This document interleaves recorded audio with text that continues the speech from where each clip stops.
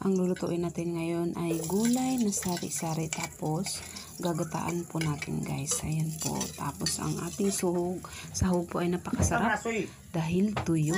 Ayan. Yan. Nagigisa na po ako dyan ng luya, sibuyas at saka bawang. Tapos yan, nilagay ko na po yung piritong naprito ko na po yan, yung tuyo na yan. Tapos ayan po, nilagay ko na po yung kalabasa. Ayan. Ang sarap ng aking kalabasa kasi mapula-pula. I'm sure malabo yan. Tapos yan, sinunod ko na po yung okra. Ayan. Fresh ng mga gulay ko. Ang sarap. Tapos yan, sitaw.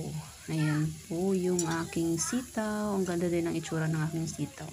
Naglagay na rin ako ng isang tasang tubig dyan. Ayan guys.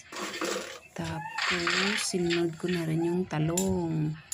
Ayan, ang sarap ng aking mga gulay. Kasi lahat po yan ay fresh talaga.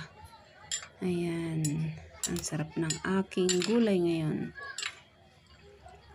Tapos ayan, kunting asin. At saka paminta, talagang hindi mawawala yung paminta, durog, paminta, ground paminta. Tapos kunting seasoning guys.